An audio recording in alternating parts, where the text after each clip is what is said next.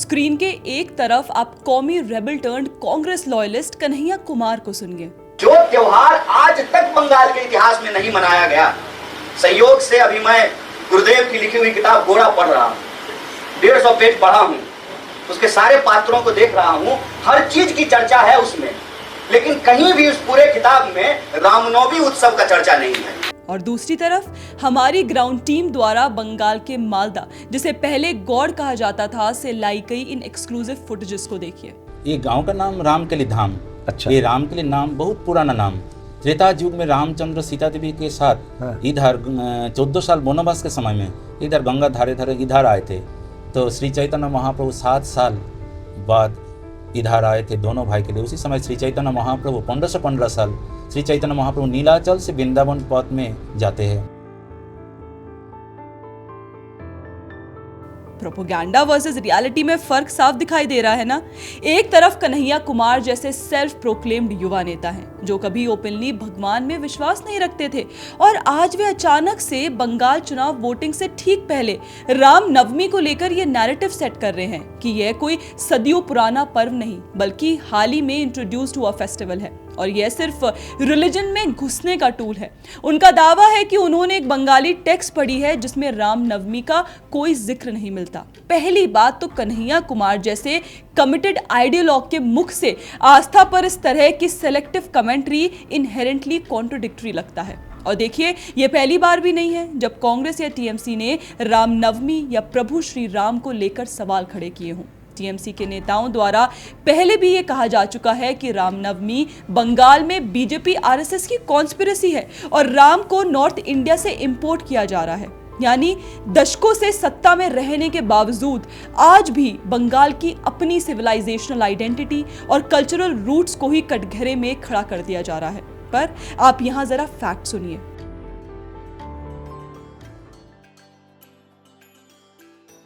15वीं-16वीं शताब्दी से कृतिबास ओझा और चैतन्य महाप्रभु के समय से बंगाल में राम कथा और राम भक्ति डीपली एम्बेडेड रही है। हमारी ग्राउंड टीम जो पिछले 3 महीनों से बंगाल में एक्सटेंसिव कवरेज कर रही है, हाल ही में मालदा के एक प्राचीन मंदिर तक पहुंची। ये जो पूरा कैंपस है गौर का, इसी के अंदर जो है वो 6-7 महीने पहले खुदाई में जो है, देखिए सामने वो मूर्ति मिली आम बागान में।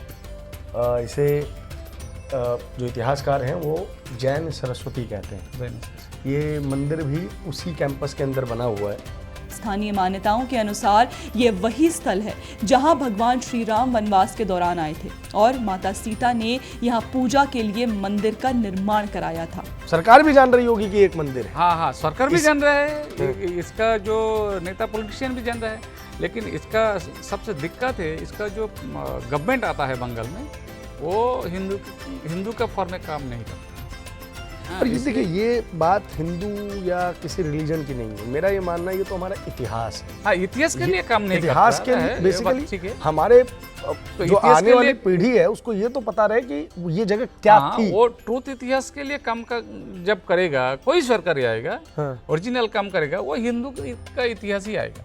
इसलिए बार बार रैलीज में बंगाल के हिंदू फेस्टिवल्स जैसे रामनवमी पर क्वेश्चन मार्क्स लगाए जाते हैं। उनके इतिहास को इरेज या अंडरमाइन करने की कोशिश होती है। अब जरा आप बंगाल की स्पिरिचुअल लेगेसी को समझिए। यही भूमि है जहां चैतन्य महाप्रभु के पदचिन्ह मिलते हैं, जिन्होंने वैष्णव भक्ति मूवमेंट को मास स्केल पर रिवाइव किया। मालदा के रामकेली गांव से आई एक और एक्सक्लूसिव फुटेज में पुजारी बताते हैं ये गांव का नाम रामकेली धाम। अच्छा। ये रामकेली नाम बहुत पुराना नाम।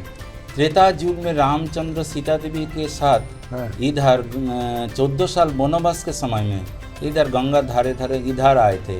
उसी समय रामचंद्र सीता देवी के साथ इधर जल केली विहार किया था। रामचंद्र केली किया, उसीलिए ये गांव का नाम राम केली। ये बहुत पुराना नाम। तो आज से 500 साल पहले ये तो राजधानी भी था, गौड़, बांग्ला बिहार उड़ीसा का राजधानी। बहुत पूर्व तो हिंदू राजा ये राज काम किया। शशांको सेन, लखन सेन, बल्लाल सेन, पाल वंश राजा ये तो राज काम किया पहले। तो बाद में मुस्लिम शासक हुसैन शाह का ये राज राज्य चलाया। उसी समय ये गौड़ राजधानी हुसैन शाह का राज राज्य उसी राजकाज में दोनों भाई रूप सनातन ये नाम बाद में हुआ, ये राजकाम से जोड़ दिया ये दोनों भाई को। तो बहुत उच्च पद अर्थमंत्री और प्रधानमंत्री पद में दोनों भाई के रखा। हुसैन शाह दोनों भाई का नाम रखा साखोर मल्लिक दबीर खास, ये नाम दिया। दोनों भाई बहुत सोचते ही ये हुसैन शाह हमारा धर्म के लिए कि चिंता भी हो गया दोनों भाई को। सोचते हैं ये क्या होगा बाद में, तो इसीलिए दोनों भाई ये विग्रह प्रतिष्ठा किया और सेवा काम से अर्पण निज के अर्पण किया उसी समय। महाप्रभु ने उन्हें रूप और सनातन नाम दिए, जो आज पश्चिम बंगाल में वैष्णव भक्ति के 2 पूजनीय नाम हैं। आज भी रामकेली में हर साल एक विशाल मेला लगता है, जहां दूर दूर से राम भक्त आते हैं। तो कन्हैया कुमार जैसे लोग जो रामनवमी को इम्पोर्टेड फेस्टिवल बता रहे हैं, उन्हें इन ग्राउंड रियलिटीज को देखना चाहिए, जहां सदियों से राम सीता मंदिर, रूरल फेयर्स और घरों में पूजा की ट्रेडिशंस चली आ रही हैं। लेकिन तस्वीर का एक दूसरा पहलू भी है। इतने सेक्रेट स्थल होने के बावजूद आज रामकेली जैसे स्थानों की कंडीशंस बेहद निगलेक्टेड हैं। ये भक्त आदमी इधर आते थे रात्रि जापन करने के लिए, तो कोई व्यवस्था भी नहीं है। तो ये सुनकर बहुत दुख हो गया। तो ये यात्री निवास और शहर बनाना लिए डीएम साहब बनवाए। इन पुजारी के अनुसार जब एक डीएम ने इस क्षेत्र को डेवलप करने, होटल, सैनिटेशन, बेसिक इंफ्रास्ट्रक्चर बनाने की कोशिश की, तो ममता बनर्जी की टीएमसी सरकार द्वारा उनका ट्रांसफर कर दिया गया। तो ये संस्कार करने के लिए डीएम साहब इसी समय उनका ट्रांसफर करने की एक चिट्ठी चलाया। बहुत सारा काम कर लिया ना हिंदू के लिए, इसलिए भागा। अच्छा, बहुत सारा हिंदू के लिए काम कर लिया था। इसीलिए अरे दादा। तो जाने के समय हम देखिए, जब नव चेतना का काम हुआ, जब डीएम साहब को पता चला कि ऐसा ऐसा कोई हिंदू मंदिर है यहाँ पे और जो बहुत विशिष्ट स्थान रखता है, तो उन्होंने इस चीज़ की जिम्मेदारी उठाई कि इसको थोड़ा सा बड़ा किया जाए। तो यहाँ एक रात्रि निवास बनवाया, बाथरूम बनवाया, गेट बनवाया। अब जो हम आपसे मतलब आपने हमारी पुरानी वीडियोस में भी देखा होगा, जो हम आपको बात बता रहे थे कि यहाँ पे ना किस तरीके से हमारी हिस्ट्री को, हमारी सिविलाइजेशन को ख़त्म करने का काम किया जा रहा है कि हम उसको रिक्लेम ना कर सके। तो ऐसे में एक डीएम अगर हिंदू सिविलाइजेशन को बचाने की कोशिश करेगा या उसको रिवाइव करने की कोशिश करेगा, तो ममता सरकार में उनका तबादला होना तो भगा दिया। नॉर्मली है, उनको यहाँ से जाना पड़ गया। अब सवाल उठता है, क्या ये केवल एडमिनिस्ट्रेटिव डिसीजन था या फिर सिस्टमैटिक डिस्करेजमेंट? क्या किसी भी सरकार के लिए इससे बड़ा एग्जाम्पल हो सकता है जहां रिलीजियस हेरिटेज के रिवाइवल को ही रोक दिया जाए? देखिए, राम का नाम बंगाल में सदियों से लिया जा रहा है। 15वीं शताब्दी में कृतिबास ओझा द्वारा लिखी गई बंगाली रामायण ने इस एपिक को ग्रास रूट्स तक पहुंचाया। इसका प्रभाव literature, Jatra, songs, idioms, terracotta temple art और पुरुलिया के छऊ डांस तक दिखाई देता है। यहाँ बंगाल की संथल ट्राइब्स जो टेरिकोटा टॉयज और फिगरीन्स बनाते हैं, उसमें मेजरली रामायण को डिपिक्ट किया जाता है। अब देखिए, लोकल ट्रेडिशंस भी इक्वली स्ट्रॉन्ग रहा है।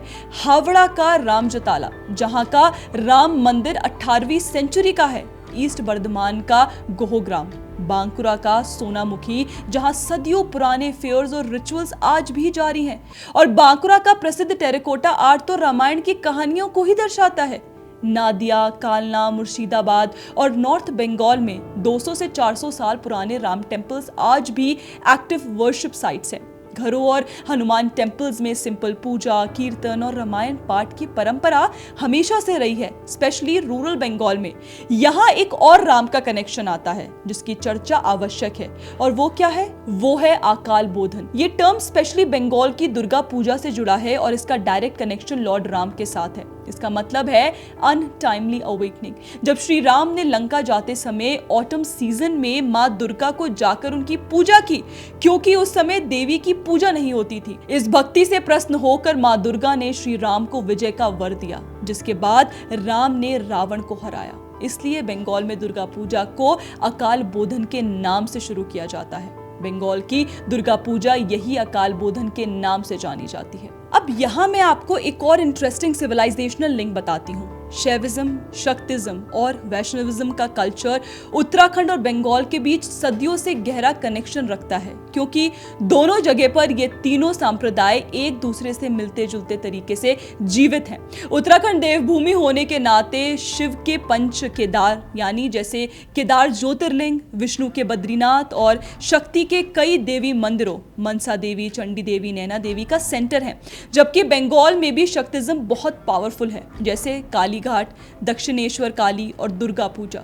दरअसल बंगाल में ढेरों शक्तिपीठ हैं और शैविज्म फोक लेवल पर भोलेनाथ के रूप में और वैष्णविज्म चैतन्य महाप्रभु के गौड़िया ट्रेडिशन के थ्रू राधा कृष्ण भक्ति के साथ ये कनेक्शन हिस्टोरिकल रहे हैं और मां गंगा के कारण मजबूत रहे हैं, जो गंगोत्री में उत्तराखंड से निकलकर बंगाल के प्लेन्स और गंगा सागर तक पहुंचती है। इसलिए बंगालीज अपने पूर्वजों के पिंडदान और स्नान के लिए हरिद्वार आते हैं और वहीं से केदारनाथ, बद्रीनाथ और हिमालयन शक्ति पीठों की यात्रा करते हैं। तो देखिए, इन सब से ये बात समझ आती है कि रामनवमी बंगाल में कोई न्यू फिनोमेना नहीं है। ये सदियों से लिटरेचर, भक्ति ट्रेडिशंस, टेम्पल्स और रूरल कल्चर का हिस्सा रही हैं। हाँ, इसका एक्सप्रेशन इवॉल्व हुआ है।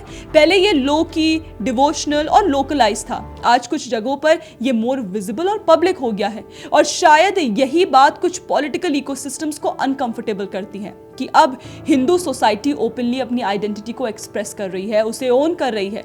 इसलिए बंगाल की जो ये एक्सक्लूसिव फुटेजेस हमने आपको दिखाई, उसमें आपको मंदिरों के आसपास एक अजीब सा सन्नाटा भी दिखेगा और पुजारियों की आवाज में एक सटल फियर कि कहीं उनकी आस्था, उनके तीर्थ और उनका इतिहास सिस्टमैटिकली साइडलाइंड या सप्रेस ना कर दिया जाए। दोस्तों, आपकी इस पर क्या राय है, प्लीज हमें कमेंट सेक्शन में जरूर बताइएगा। बाकी ऐसे और वीडियोस के लिए आप हमारे चैनल को सब्सक्राइब करना ना भूलें। जय हिंद।